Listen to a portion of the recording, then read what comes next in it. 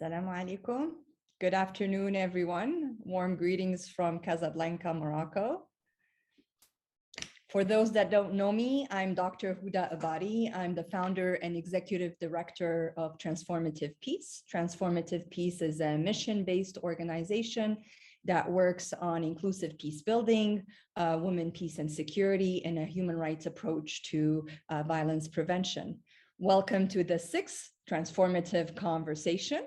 Transformative conversations seek to make connections amongst peace builders from the global south to foster an exchange of innovative ideas, experiences, and solutions driven by shared historic experiences, challenges, and opportunities, while also facilitating global north and south connections to inspire global peace building efforts that are more inclusive, equitable, and just. So today's topic is one that is timely and absolutely critical, especially with what we have witnessed this week with the global pandemic and the coverage of the new variant of the global pandemic. COVID-19 brought to the forefront the destructive force of institutional racism and systemic inequities. Not only we have seen the drastic unequal impact of COVID-19 on Black and indigenous communities, but we're still living the legacies of colonialism, paternalism, and repression in many instances. The consequences of colonialism and post-colonial systems are not only political and socioeconomic, but cultural and ideological as well. So an understanding of peace that places freedom, justice, and inclusiveness is helpful to envision the type of community that we want to build. Today's conversation will explore how we can build South-to-South collaboration, and more specifically, bridge the gap between the northern parts of Africa with the southern parts of regions of Africa. And lastly, how do we build a new generation of African leadership that is community-oriented and above all, transformational. We are incredibly fortunate and very happy to introduce you to Dr. Kofi Osei-Kusi. He is an award-winning keynote speaker, philanthropist, and entrepreneur. He has over 20 years of professional experience spanning corporate environments, educational institutions, and nonprofits. He is the recipient of many awards, too many to list, but he's also listed as one of Ghana's high achievers, leaders, influencers, and professionals in Who's Who in Ghana directory. He currently serves as executive president of the Osei-Kusi Foundation, a provider of scholarships to young people in Ghana, co-founder and president of the Pan-African Leadership Institute, which we will get to hear more about in today's conversation. He holds a doctorate degree of transformational leadership from Bakke Graduate University in Texas, United States. Dr. Kofi, a very warm welcome, and I'm very happy to have you with us, and I thank you for your generosity in giving us your time to share your experiences and knowledge with us. Thank you very much. I'm very humbled to be here. Thank you. Dr. Kofi, before we start with more substantive questions, I want to ask you more of a personal question, which is what got you into working on leadership and specifically Pan-African leadership? I see that in terms of your biography, you worked in corporate environments as well before moving into NGOs and foundations. So what made you really interested in the concept of leadership and Pan-African leadership? Thank you very much, Dr. Huda. So it was 1996. It was about 1996, which is 25 years ago.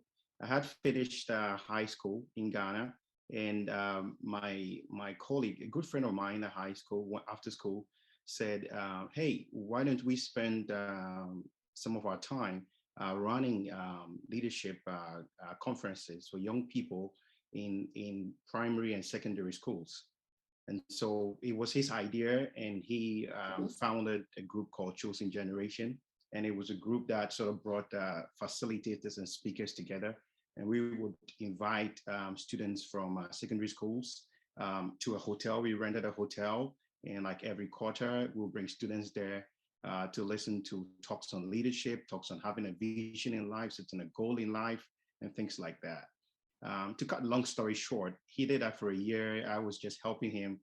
And after a year, after high school, he got a scholarship to go and study at Howard University in the United States. Nice. So when he was about leaving, he came to me and said, "Hey, Kofi, look, I'm going.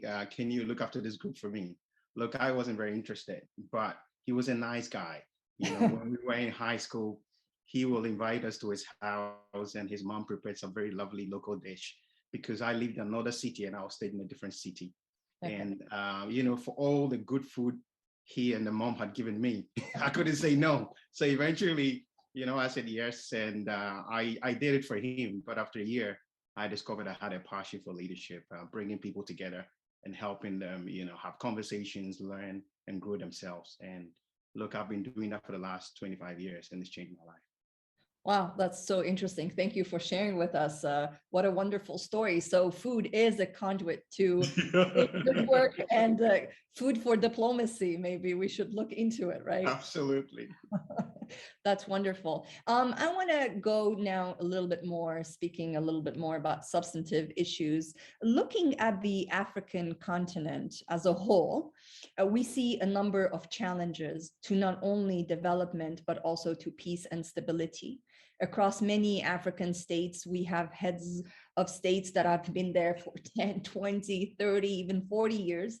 This has had consequences, not just for governance, but for human rights, economic development, and intrastate conflict. Can you talk a little bit more about the challenges we're seeing now?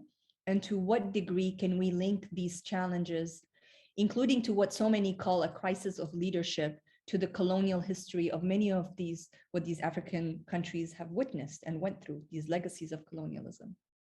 Great question. Let me start from, just remind me if I made some of the points in the question, but first, permit me to start rather from the great opportunities and the great resources that are available to Africans, because I think generally a lot of conversations around the world on Africa always starts with what are the challenges. I want to first talk about what are the incredible things that Africa has. Africa is probably the richest continent on the face of the earth. We have nearly every resource that you can imagine, not recently, but for hundreds of centuries. And unfortunately, the world has mined so much out of Africa without sounding critical. A lot of even Western countries would admit that a lot of Western economies were built out of Africa, Africa's resources. So Africa is a very rich continent, not only in minerals and natural resources, but also in human resource. Today, Africa has the largest youth population in the world, where in many countries, they're trying to extend retirement age. I'm in the UK right now, and I know retirement is at 65 and is being pushed further. In Africa, you know, it's still a very young population and so many people working and able to work. Africa has a lot going for it in many ways and in every way. Beautiful people, rich resources, and so on. But yet, like every other continent, we have enormous challenges which seem to bedevil the opportunities that we have. I think sometimes it's a problem of the resource curse, where people with incredible amount of resources or even giftings, you know, make little progress in life. I have friends who are overly gifted and they haven't made much progress because they were too gifted. And sometimes maybe it's good when you have only one or two gifts rather than too many. So yes, challenges and so many challenges, whether it is crime, whether it is, you know, it's like civil strife, extremism, and all of that. And the connection between that and leadership is because, like someone said, everything rises and falls on leadership. Leadership must take responsibility for the problems, you know, that occur around it. We have seen scenarios where we have great leadership and things are changing, and we have seen scenarios where we have bad leadership and everything is going down. We have seen countries in, for instance, Southern Africa, where unemployment is around 90%, and is directly traceable to a particular leader who was in power for so long. And we have seen countries like Rwanda that has transformed itself into, moving very fast into an advanced country. And so in every sense of that word, leadership is the factor. When we have good leadership, resources, people, and everything flourish. But when we have bad leadership, everything tends downwards. I don't know if I've covered everything in your question. No, thank you very much. And I actually really, really appreciate that you reframed the question to start with the positive aspects of, of the continent, because it's very rich, but it has so much diversity and resources. Unfortunately, there are also challenges, but there's also so many good things about it. And I always say, especially to the West, whenever we tend to talk about Africa, it's as if it's the small little country, and I'm like, it's a continent, and there's so much diversity in languages, richness of languages and food and culture and people and resources. And so, of course, like any other continent, nation, state, country, there are challenges. And I know leadership is something that you specifically work in and you're very passionate about. So thank you for that. Thank you for that answer. So I remember that last 2 weeks ago, I think I was speaking at your class, and we were talking a little bit. It was very, very informative to kind of speak about bridging the gap of the northern region of Africa and the southern region. I'm from Morocco. And a lot of times, despite that, we have this tendency to silo North Africa from the rest of the continent, even though we know that it shares a number of cultural and historical experiences with the rest of the, of the continent. And at the same time, it has this, it shares an African identity, including, and this is why I mentioned in my first question, like the legacy, a shared legacy of colonialism, because it did leave a negative impact on, the continent. And it's okay to be critical in this conversation. It has a shared legacy of colonialism, outstanding debts, and the way the system is made with the dependence, still the dependence, the economy depending on the colonizers still, and paying debts is another major issue, plundering of resources and marginalization in post-colonial international systems, I think, which is a key issue. So facilitating South-to-South partnerships that transcends national borders is ever more critical and requires building a new generation of African leadership that is above all transformative. For you, what does South-to-South collaboration look like, and why is it important? Because a lot of times we talk about the global North and the global South. Absolutely. I think South-to-South collaboration, it's a United Nations initiative to some extent many years ago, sort of bringing together developing countries to begin to work among themselves. And that's absolutely in the right direction. When we go back several years and we look at the history of Africa, particularly starting from Ghana, where I'm from originally, Ghana was the first country in Africa to gain independence from the Brits. And Ghana was led by a group of people, and the leader was a man called Dr. Kwame Nkrumah. And Kwame Nkrumah had a vision for not only getting Ghana's independence, because African people needed independence. It's a human right under the United Nations, human rights, that every human being, has the liberty, to rule and govern themselves and to pursue, their own, happiness and everything without being, unfortunately, oppressed by other people. And so it was the right thing for leaders at that time to fight for countries to be independent and to manage their own resources. Now, when they successfully got independence for Ghana, what Nkrumah said, which has stood the test of time because his statements eventually birthed the African Union. When Ghana got its independence, Nkrumah was very clear, and he said that the independence of Ghana was meaningless unless it was linked to the independence and the liberation of all countries in Africa. In other words, one country alone could not prosper, but all the countries across Africa needed to be, self-governing, and needed to work together collaboratively to be able to, if you like, build prosperity and strengthen, the African people. And so that is where the whole idea for, if you like, even South to South collaboration came from. That was before that term was coined. And it started with the concept that, developing countries needed to work together because we do have similar problems, and we can learn from each other, and we can advance ourselves together. Not necessarily in competition with advanced countries, but it's a global community. I think one of the things that the world tends to lose sight of is that we have a lot more in common as a global body than we have that divides us. I think, unfortunately, we have allowed, color of people's skin and different things to divide us. But as human beings, we have a lot more in common. We have a lot more in common than we have with dogs. We have a lot more in common with all respect to dogs and trees and all kinds of pets.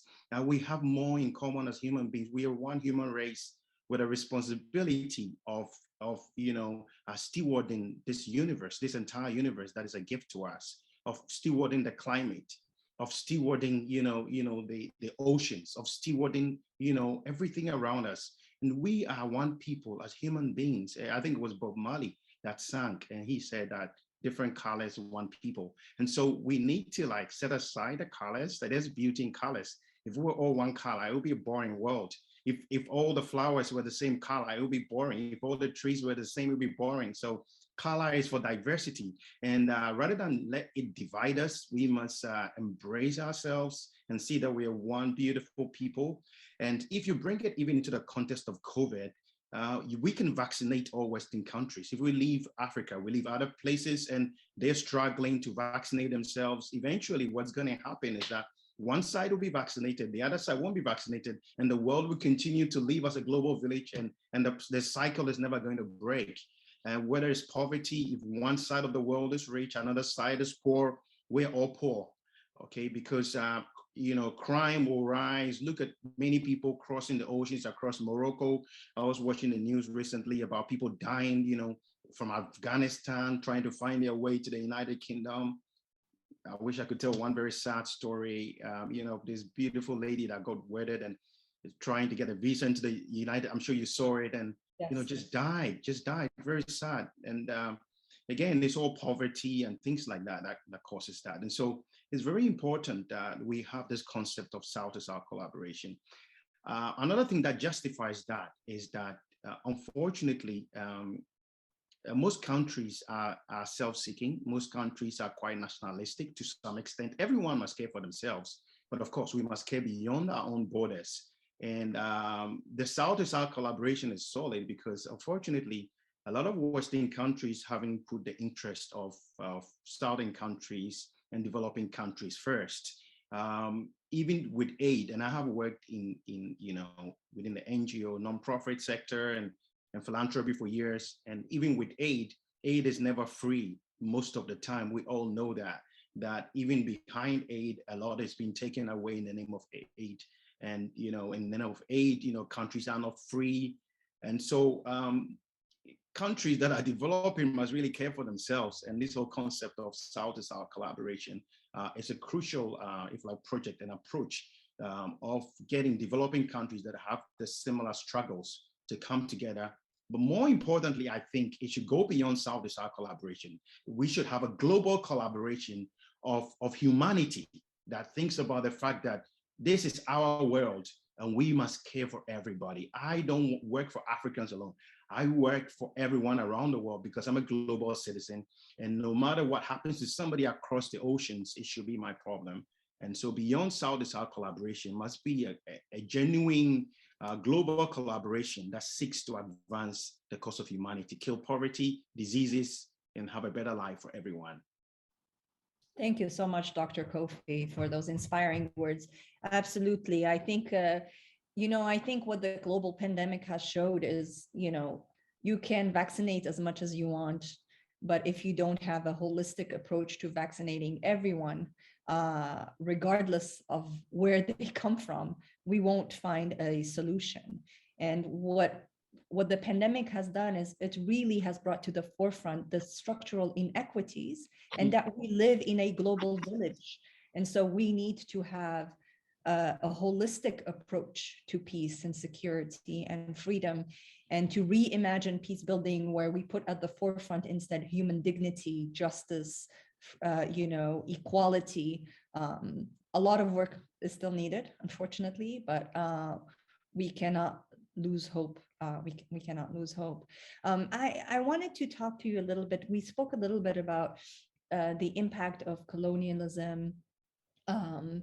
A lot of the many Pan-African leadership development initiatives have articulated a whole of continent, like a whole of an approach, an all-inclusive approach of the continent.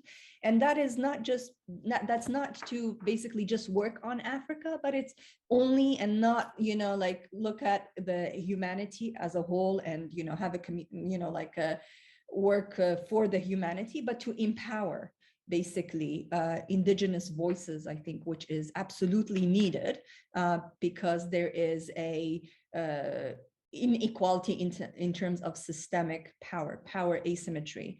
But this cannot be, we can't talk about this without, again, understanding the legacy of colonialism and the degree which it still facilitates the economic dependence of African countries on former colonizers today. But the consequences of colonialism and post-colonial systems are not only political and socioeconomic, but as I mentioned, cultural and ideological. And I see this moving back to Morocco. We can still see this with the youth and issues of identity. And it's Fanon that said that basically liberation is not just physical, independence is not just physical independence, but it's also your mental independence. So to that end, I want to ask you about the role of African identity or having young people, to what degree is a shared, liberated political and socioeconomic future dependent on developing a sense of a shared identity and pride. And working with young people, how can you kind of, with the negative messages that sometimes they receive in the role of media, and sometimes the lack of the hopelessness. You shared the story of the young Kurdish woman who passed away.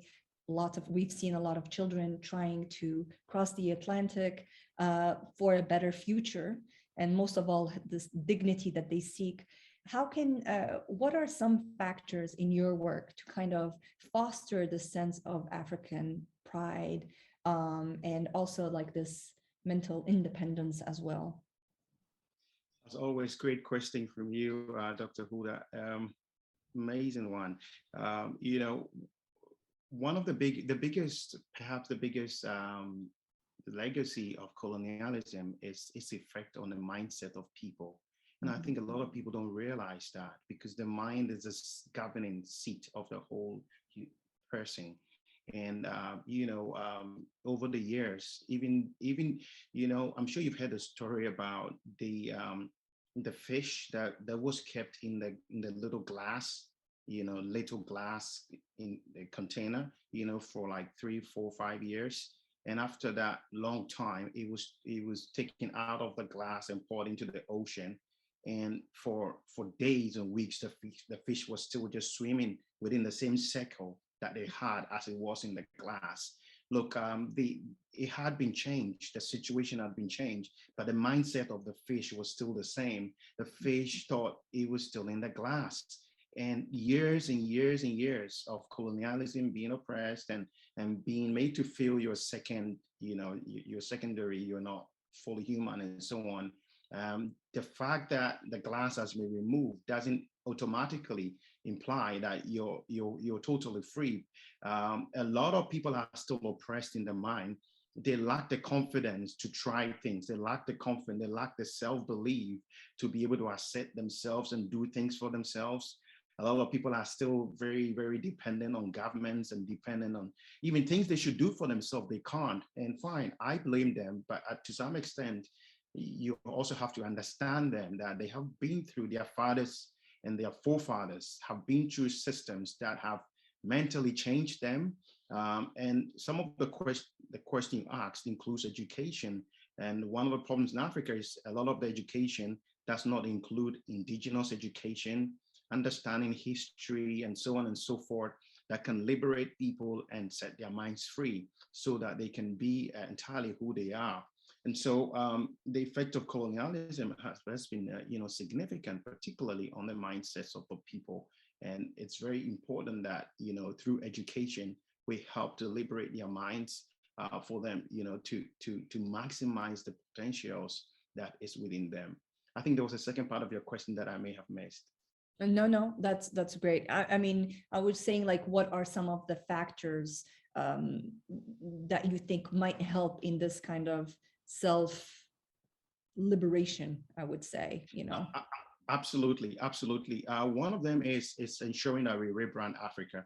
There are a lot of Africans, particularly many who live in diaspora, who don't want to have anything to do with Africa, because Africa is entirely, unfortunately, very wrongly branded. And I don't want to sound very victimized. I'm a very positive person. But unfortunately, when you say Africa, the first thing that comes to is poverty. It's poverty and all. And in many different places, I need to keep telling them, it's such a beautiful place. Dr. Kofi, I remember my first year in college, I was in Iowa, and someone knew I was from Morocco, and they thought I was in my undergrad was in a little town, a liberal arts school in the middle of Iowa. And I remember when I told them I was from Morocco, the first image that came to them was, I still remember vividly, was going to school using a camel. And so they were so excited, it's like, oh my gosh, we're showing you things, you've never watched, you never saw a color TV, let me show you. So no, I mean, it's not being victimizing or negative, but it's the reality or the images that the media portrays, right, of the continent. And a lot of times it doesn't even take into account the diversity and the richness, the geographical richness and diversity of the region. Very sad, and also very devastating when people take 10 pictures of my country or of another African country, 10 photos, and they were putting out in the world, they would carefully select the worst one, the one with a housefly on somebody's eye or somebody's lip, the one, they would normally pick that because they sort of feel that rather represent Africa rather than all the beautiful, amazing places in Africa. And so it starts from there. We need to begin to rebrand Africa and paint a better image so people can feel good about it. We all want to associate with something that is nice, something that is positive, something that is progressive. Who wants to be part or connected with something that is so poor, weak, and so on? So rebranding Africa is crucial. But perhaps more importantly, it's about developing leaders who can do the rebranding, who can be more accountable, and leaders who will truly serve their people. Because yes, colonization left its legacy, but today most nations are independent, and so we can't blame the colonial past. We need to take charge, and we need to have the right kind of leaders that truly want to serve their people and not serving themselves. And so that is where leadership comes in. They are developing the right kind of leaders, and the leaders with the right kind of heart. Because we've seen too many leaders that have been very self-serving, and they started with a good intention, or we voted them with great, because of their great ideas. And unfortunately, they started by looking after themselves first. So we need a new kind of leader for Africa. And that's where some of our institutions come in developing a new kind of leader to take Africa where we want to see it. Absolutely. I have, I would like to share with you a quote. It's one of my favorite quotes. I shared it with you, with your class, which is from Le Petit Prince, which is, "It is only with the heart that one can see rightly what is essential is invisible to the eye." So we really need to reimagine peace building and reinsert in its formula or leadership, and emotional intelligence is really what sets great leaders from the rest, where they create an inspiring vision. And I agree with what you said. And I think I would add that you mentioned it already, that a key ingredient, I think, is also knowledge production that deconstructs hegemonic narratives, where there is space in our public education, where there is critical thinking is encouraged and fostered, that distances itself from the old system if we want a new generation of transformative leaders that are equipped and have the tools to critique and break those similar patterns, those similar patterns of doing things. You mentioned a little bit earlier, you shared the story of, which is, I think, a very powerful story of the independence of Ghana. It's really touched me that you said it wasn't enough for, it was also all African nations would be independent if we want real independence. And this really flows nicely with something I want to ask you, which is, now we see more and more a proliferation of African-led scholarship on shared characteristics and values that underpin the African continent, much of which began to rely on a new language rooted in Africa's pre-colonial and cultural past. For example, the Ubuntu, or the profound African sense that each of us is human through the humanity of other human beings, which was popularized in South Africa, and I think is super powerful. Can you speak a little bit about this, and how is there kind of more now of an awareness to frame leadership and leadership development in more indigenous African terms, going back to the roots and kind of like reclaiming some of our heritage and some of our traditions of, leadership, or our understanding of even peace that I see that sometimes can differ from Western frameworks? Absolutely, absolutely. So that historically our leadership systems had been hereditary. In other words, our chieftaincies were not you were not trained to be a leader. You were just born a leader. So you were either born a leader and not made a leader. In contemporary times, we understand that leaders are not just born; leaders are made as well. And so there is an increasing, like you said, proliferation of leadership institutions and mindsets and concepts, and frameworks that are developing leaders across Africa. I think people across the continent are becoming more and more aware of the need to intentionally develop leaders, because leaders don't just pop out of the ground or pop out of institutions or pop out of politics. We need to carefully create, mentor, and produce the kind of leaders that we want to see. When you study, what comes to mind, I think, is a book by Bill George. I think wrote a book called Good to Great. He has studied Western institutions and businesses that had lasted for a very long time. And he concluded that the most successful businesses and corporations were the ones that had carefully invested in leadership development over the years. And I think that is very true, across the nations of the world. And so Africa is beginning to realize the need to intentionally develop leaders, consciously develop leaders, and maybe bring the concept of leadership down to everybody. Because remember that we are coming from a background where the leaders were the chiefs. You were either born a royal, or you were an ordinary citizen, and only maybe 4%, 3% were in the royal family, and everybody else could not be a leader. Okay, you could not be a leader because you were not born one. But today it's changed. Now everybody can be a leader, but the question is, are you ready? Are you being prepared for that leadership? So it's beginning to come up. I think that we don't have enough of those institutions that are developing leaders. Also, some of the institutions in Africa and the frameworks in Africa that are developing leaders are unfortunately not contextualized enough. Many of them do not have African wisdom embedded in our system, in our style of leadership. We have had leadership systems that have stood the test of time. And I can speak again just for Ghana right now. Years ago, around the 1900s, the Ashanti people in Ghana, one ethnic group had fought off the Brits, the invasion of the Brits for, I think, more than 200 years. They were the only group within that place that had resisted them, because they had systems, they had strategies, they had their own democratic governance system that protected their empire for hundreds of years until a time where, the colonizers had more arms than they had to be able to overcome them, all right? But they had a lot of, their own democratic style of governance, their own systems of leading. And there's a lot of wisdom, within these indigenous communities. Example, like you shared on Ubuntu, that were frameworks and local wisdom that had led us, especially systems that brought us together as a people, that sense of community, and which is one of the richest secrets in our histories. We say in Ghana that when you take a stick of broom, to sweep, it's going to break. But when you put a bunch of sticks of broom together, you can sweep, you can make progress. We also say in Africa that if you want to go very fast, you go alone. But if you really want to go far, beyond the fast, you want to go far, then you need to go with other people.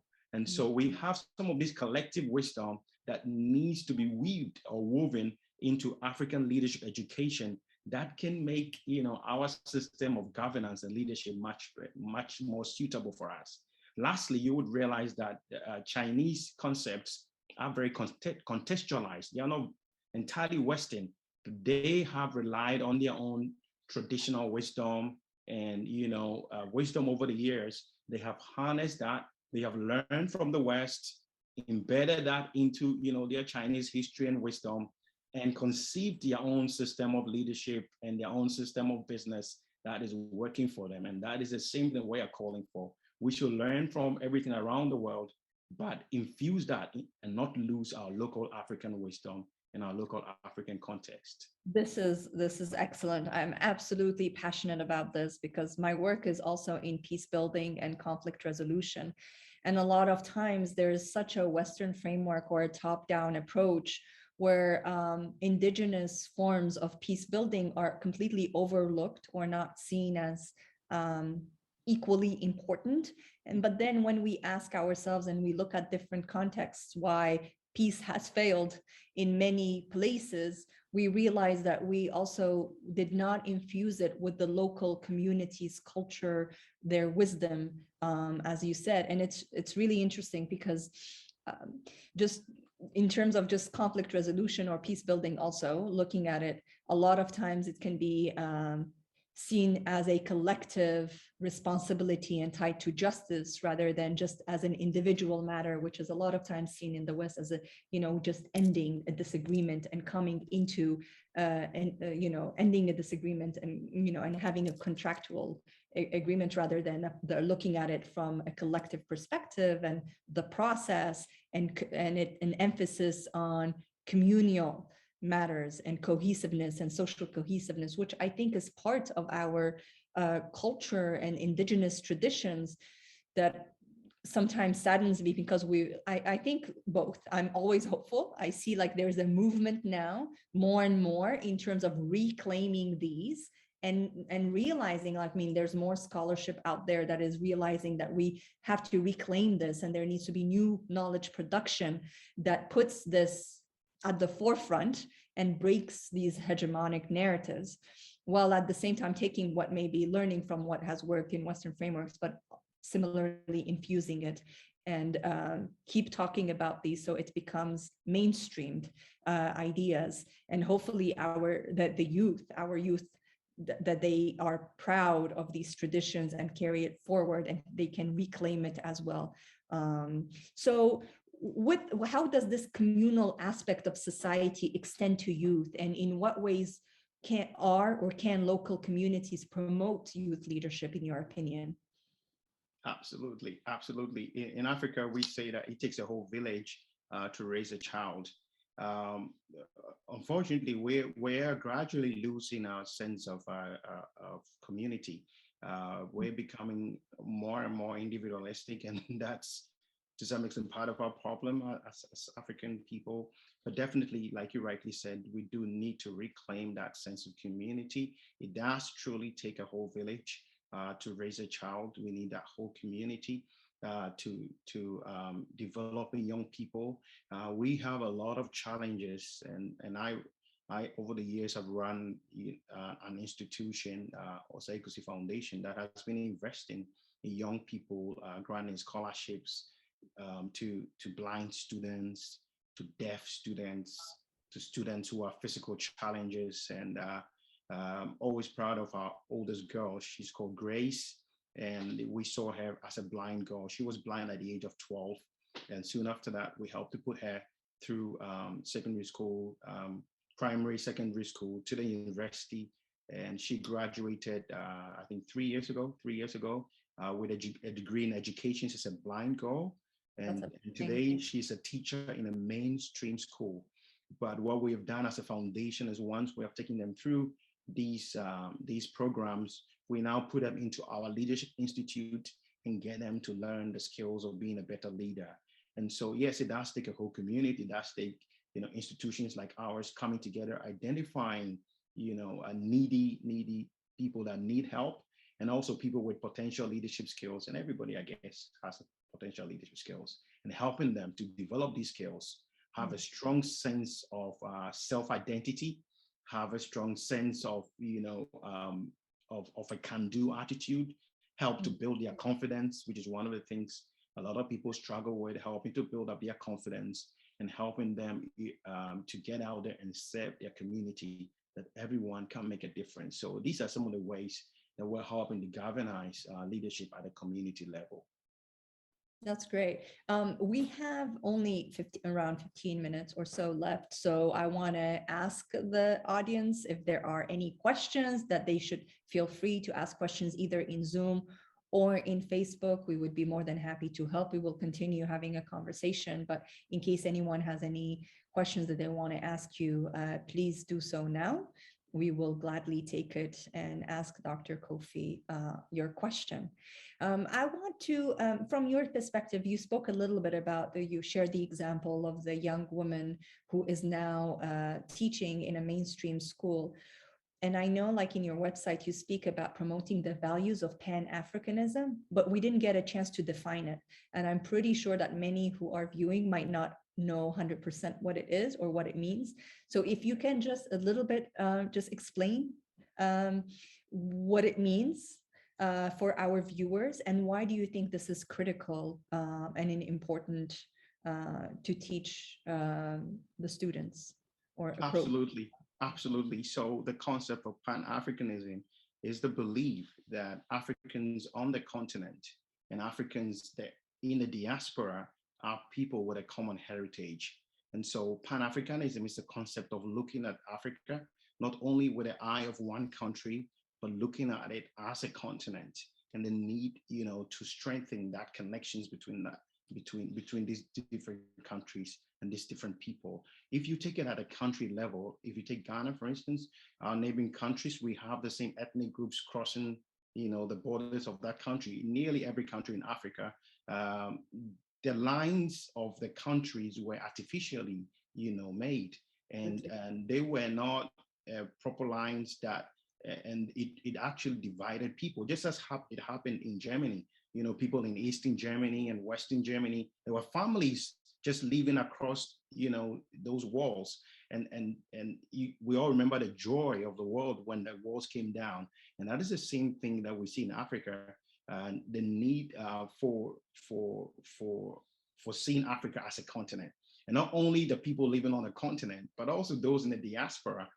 They have those in the Caribbean, those in the United States, those in Europe, even those in other parts of the world, the need to see themselves as people with one common heritage. And with that sense of unity, will bring prosperity and progress, because unfortunately, some of the divisions were made in order to colonize and to rule people. But when we come together, we're able to be strong, and we're able to share our common culture, strengthen ourselves, and build prosperity, so that perhaps in future, when we're going to have Africans running to other continents, dying across oceans, but we are one people helping to build a great continent and contributing our culture to humanity. I believe Africa has unique contributions to make to the world.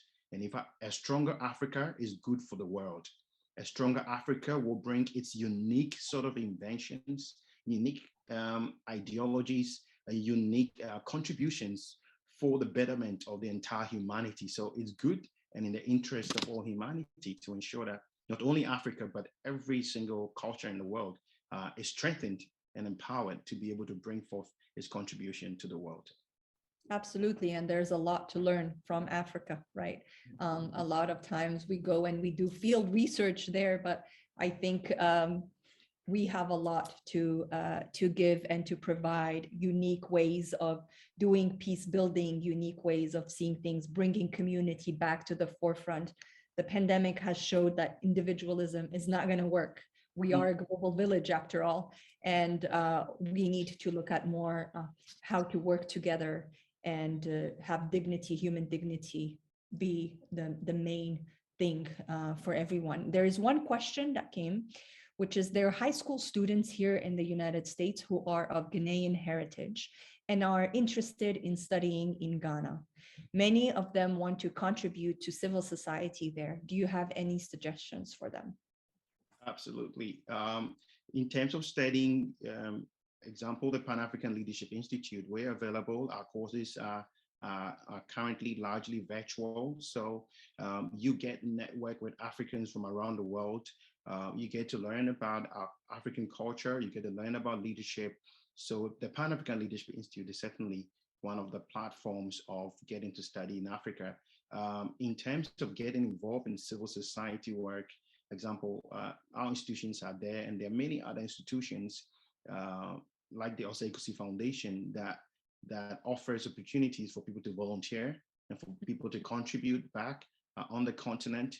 What we have done as a foundation for our Osei-Kusi Foundation is we have a US branch, and we're currently processing our what's it 501 501c3. So we're in the process of doing that, and very soon we're going to be able to strengthen the connection between the US, for example, and Ghana. But for now, there are different ways of contributing by volunteering and connecting with like our institutions, and we can open you up to other ways of volunteering and contributing financially or in terms of intellectual contributions to advancing civil society groups. Great, thank you. Could you share maybe with the people who are watching just how to reach you, like at least your website in terms of the Pan-African Institute, if they're interested? Absolutely. So I'll put it in the chat room, but generally you can find the Pan-African Leadership Institute. Google, or is www.panafricanleadership.institute. So it's Pan-African-Leadership.institute. That's our website, and we welcome everyone from around the world to join. All the Osei-Kusi Foundation, which is like my name without a Kofi, without a dash. You can volunteer or you can be part of what we're doing for young people. Great. Thank you so much for sharing. I'd like to take a step back and take a step back now. There are a number of policy frameworks for development and youth empowerment in Africa, including the African Union's new partnership for Africa's development and the African Youth Charter. And there's also been an emergence of leadership development institutions that do seek to adopt African values and Pan-Africanism, including your organizations that you've mentioned. Some of these initiatives have been even supported from foreign governments and international development agencies. When you think about the state of these policy frameworks and what's happening on the ground, what are the gaps you see?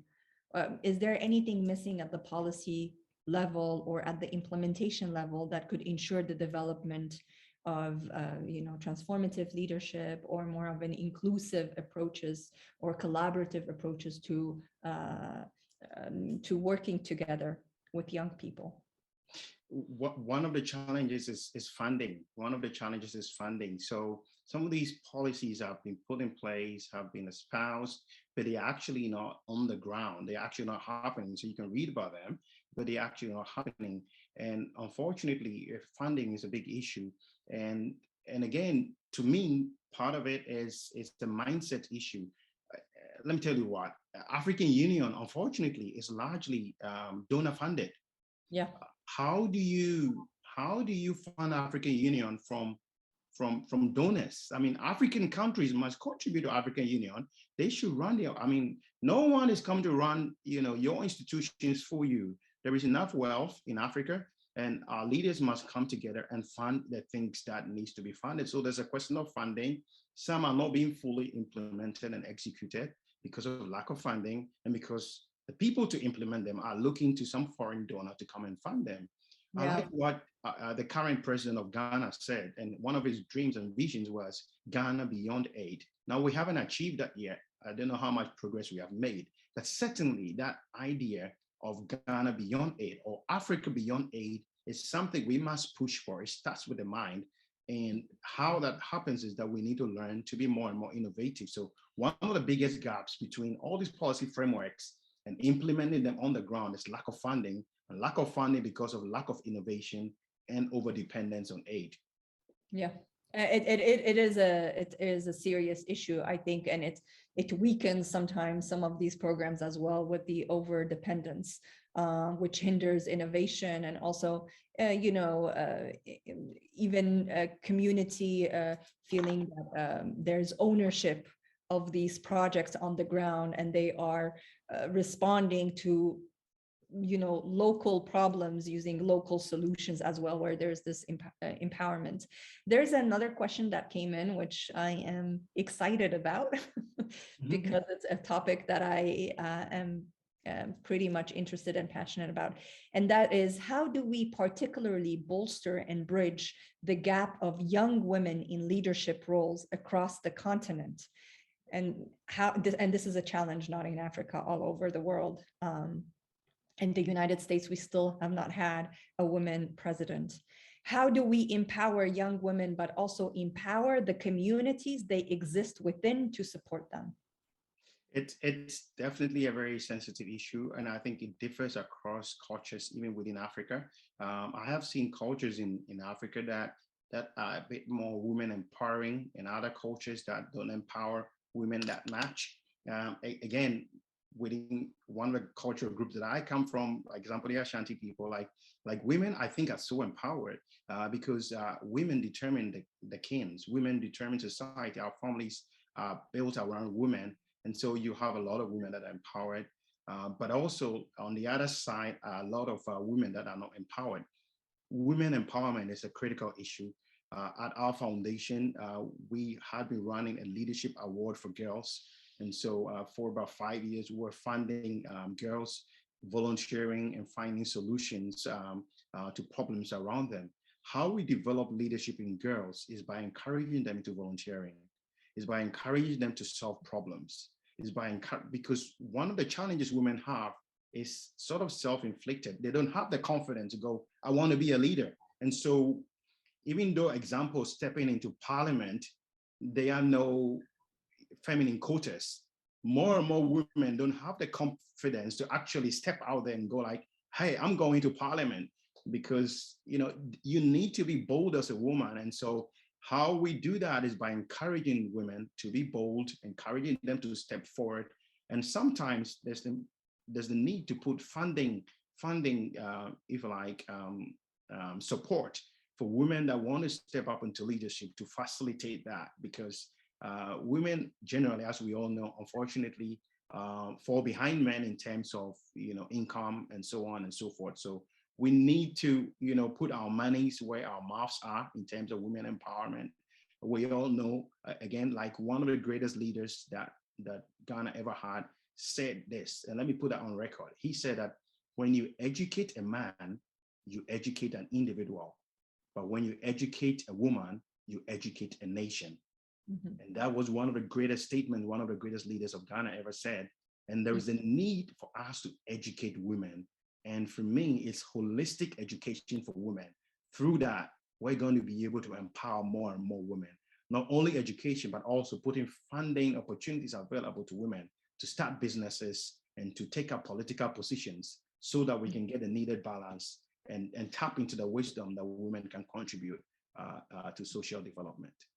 Well, thank you so much. Absolutely a powerful statement from on when you educate a woman, you educate a nation. I think, I mean, It in was my said work, by a man called Dr. Agri, Dr. Agri, Aggrey, Dr. Agri. Yeah. yeah, I think, you know, in a lot of my work here, I work a lot on women, peace and development, women, peace and security. And absolutely, there are a lot of barriers, and we cannot talk also about bolstering women and bridging the gap of young women in leadership without also addressing, I think, systemic inequalities that are within the systems that need to be changed. You can have a man and a woman do the same job, and the woman still would get 20% less than what the man makes. And this is not just, it's across, unfortunately, it's a global issue. And then we also see these social norms that sometimes stigmatize or does not enable women to feel the sense of empowerment. So that's why a lot of times there's this lack of self-confidence. I was just doing a training last week in northern Morocco, and this young woman, we were talking about gender, and she said to her male colleague, while you were out as a 5-year-old or 6-year-old playing in the streets and playing soccer and enjoying, and you know, and all the way until you were a teenager and your family allowed you to just take risks. Me, I was not allowed. So a lot of these skills I wasn't able to develop. And so a lot of times I always say that we have to also address the culture of masculinity, whether there's toxic masculinity, because we cannot do that without addressing the other gender, to be partners and to be allies to women's development. So I'm really glad that your institution is addressing girls and women's leadership. It's something that is absolutely needed. And for sustainable peace, or for a strong nation, we need to make sure that the 50% of the population are empowered as well, and have leadership questions. So there is another question, I think, yeah, which is, sorry. Many youth leadership programs focus on building tangible skills in businesses, politics, but we also know that for many young people, cycles of violence, poverty, and disease have left them without the social and interpersonal resources needed for positive development.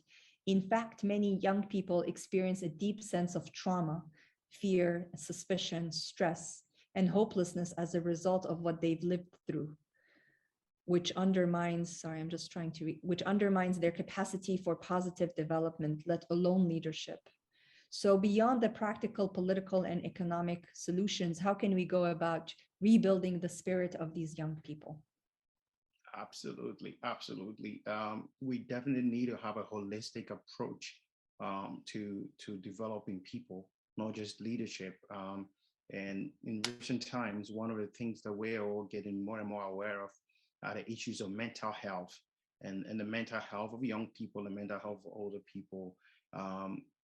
Even for the personal MBA course we had at the Pan-African Leadership Institute, we ensured that it wasn't just a leadership development course, but we had a whole class on mental health and holistic health, because you can't just develop, the financial skills, get them into business, or the leadership skills. You need to ensure that a healthy mind lives in a healthy body.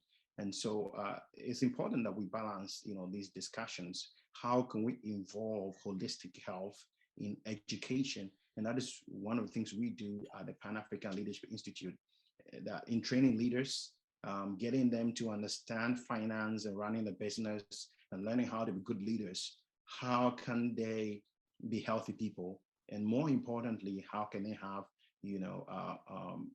how can they address mental health issues? Because it's becoming more and more common, and there is a whole stigma about mental health. And we need to encourage people to speak up, and we need to help people to realize that it's not the end of the world if you're struggling with mental health issues, that you need to seek help. And so I think the problem there is a stigma around mental health issues, and we need to let people be more comfortable and create the right spaces for them to find answers and the need to these issues, which normally result as a result of poverty or abuse, the different challenges that we have in different communities. This is so critical and important. And I'm so excited to see this is happening. It's such a mental health is, like you said, such a taboo, or either a taboo, or sometimes it's just put to the side. It's like, okay, let's just talk about other substantive issues. Mental health is not as important. Let's put it to the side, or not, let's not talk about it.